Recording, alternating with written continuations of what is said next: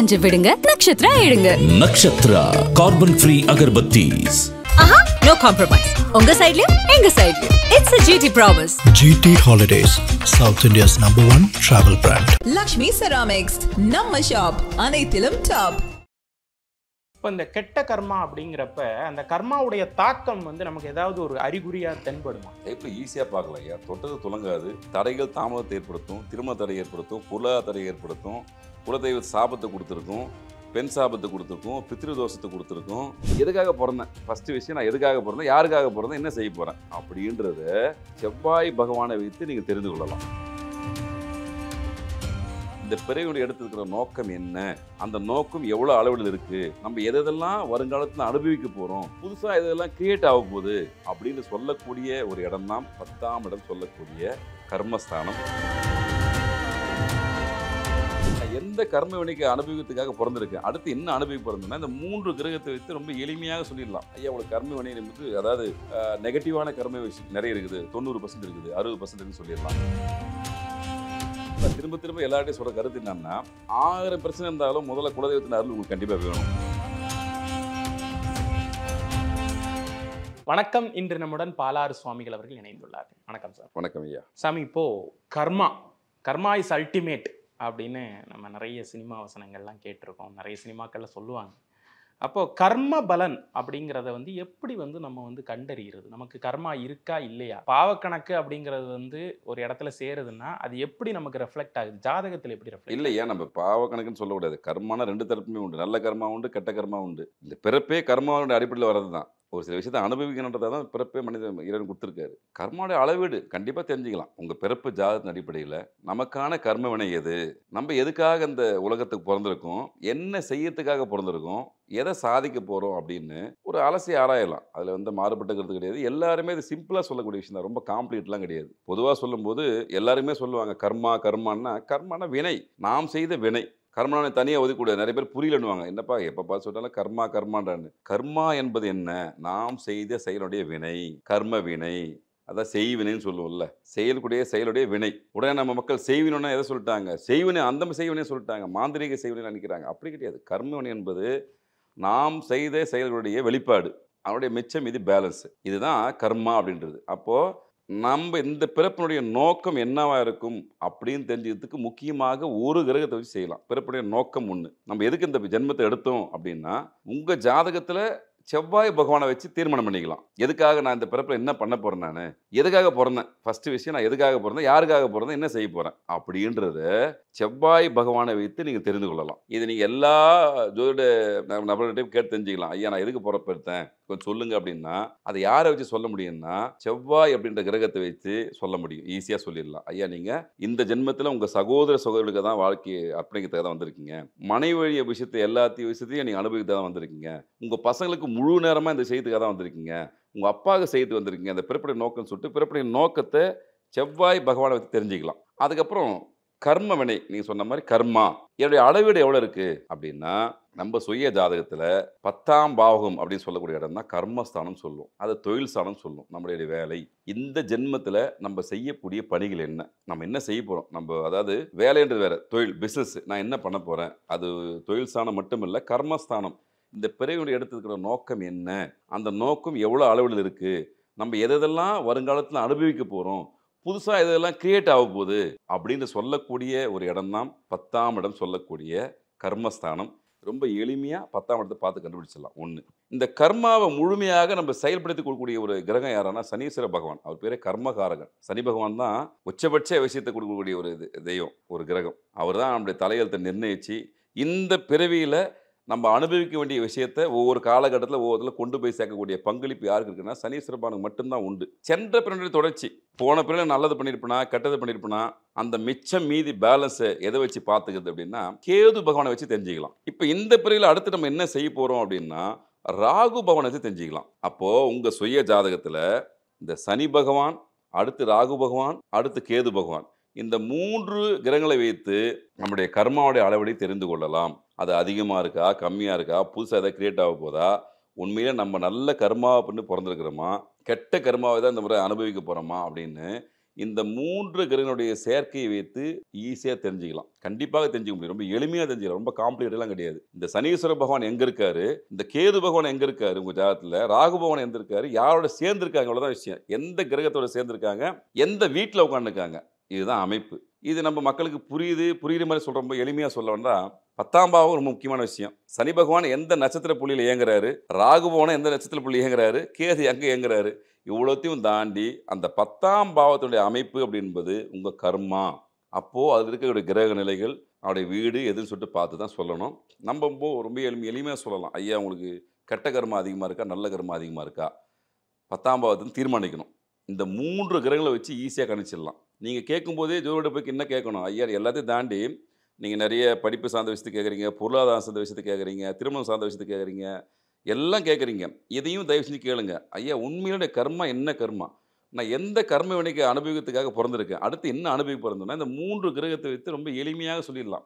ஐயா உங்களுக்கு கர்ம வினை வந்து அதாவது நெகட்டிவான கர்ம விஷயம் நிறைய இருக்குது, 90% இருக்குது, 60% இருக்குன்னு சொல்லிடலாம். நல்ல கர்மாவை ஐயா நீங்கள் ஒரு 80% சேர்த்து வச்சுருக்கீங்கன்னு சொல்லலாம். இப்போது சரி ஓகே, நல்ல கர்மா இருக்கும்போது பிரச்சனை இல்லை, அவன் வாழ்க்கையை கடந்து போயிடுவான். உங்களுக்கு உண்மையிலே போன பிறவிடைய தொடர்ச்சி நிறைய விஷயத்த கர்மா வருதுன்னா அதை குறைக்கக்கூடிய விஷயத்த நம்ம எளிமையாக சொல்லிடலாம். அதுக்கான கோயில் இருக்குது, வழிபாட்டு முறை இருக்குது. 2 விஷயம்தான். அதுக்கான கோயில் உண்டு, வழிபாட்டு முறை உண்டு. அப்போது உங்களுடைய சுய ஜாதகத்தில் உங்களுடைய 10ஆம் பாவகம் கர்மஸ்தானம், சனீஸ்வர பகவான், ராகு பகவான், கேது பகவான் இவர் யாரோட இணைஞ்சிருக்காங்களோ அதை அளவீடாக பண்ணி இந்த ஜென்மத்தில் உங்களுடைய கர்மாவுடைய அளவுடன் தெரிஞ்சுட்டு அதுக்கான பரிகார கோயில், அதுக்கான தெய்வ வழிபாட்டு முறை, இந்த 2 செஞ்சால் நிச்சயமாக கர்மவினையை குறைக்கலாம்.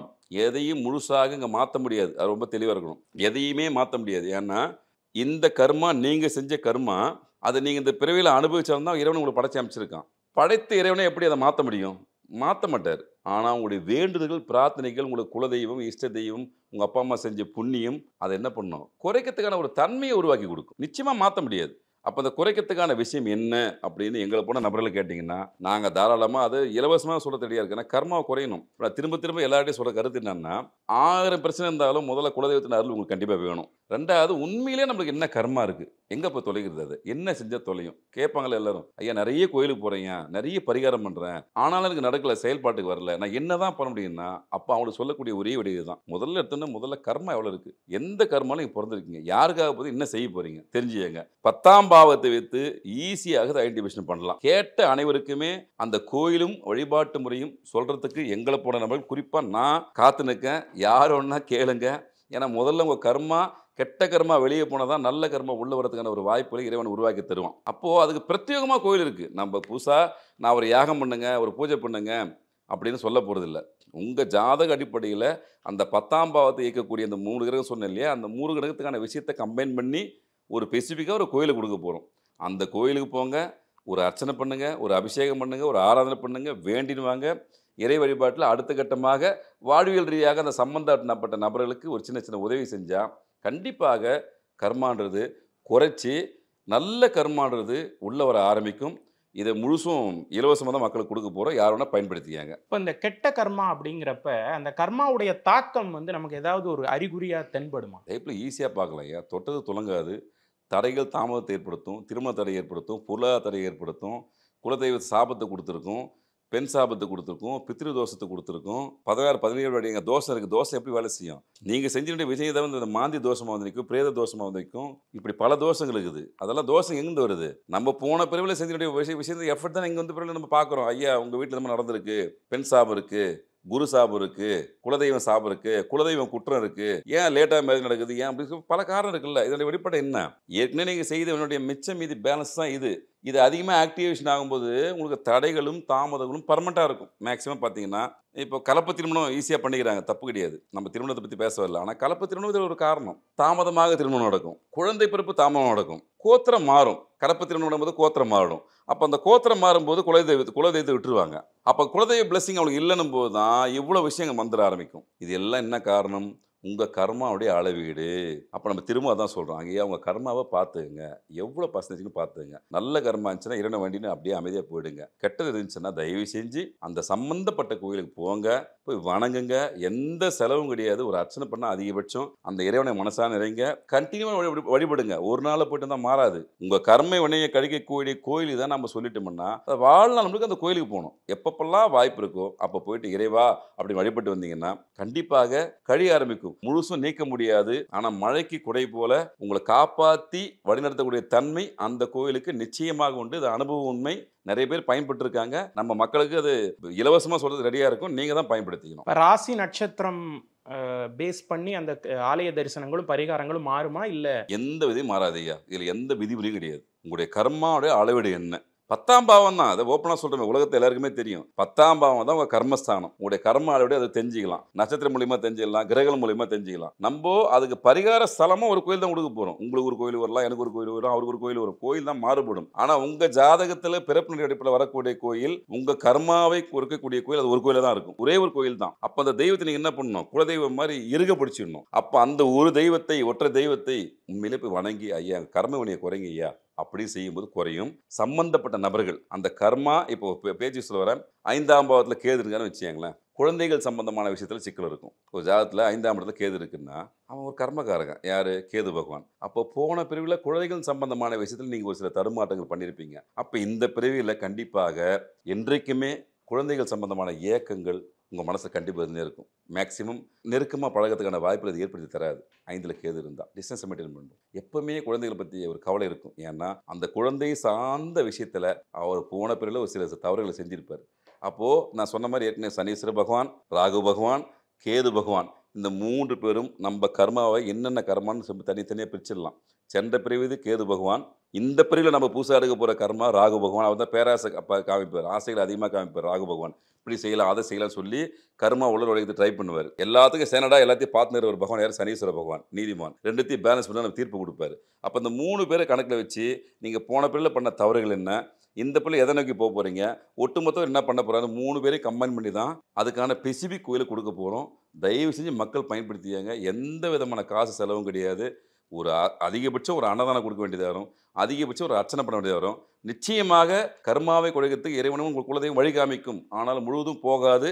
கொஞ்சமாவது தப்பிக்கிறதுக்கான ஒரு வாய்ப்புகளை இதை உருவாக்கி தரும். கர்மா குறித்து நிறைய விஷயங்கள் எங்களோட பகிர்ந்துக்கிட்டீங்க. ரொம்ப நன்றி. நன்றி. 3-5 விடுங்க, நட்சத்திரா எழுங்க. Nakshatra carbon free agarbattis. ஆஹா, நோ காம்ப்ரமைஸ். உங்க சைடுலயும் எங்க சைடுலயும். It's a GT promise. GT Holidays, South India's #1 travel brand. Lakshmi Ceramics, நம்ம ஷாப் அனைத்திலும் டாப்.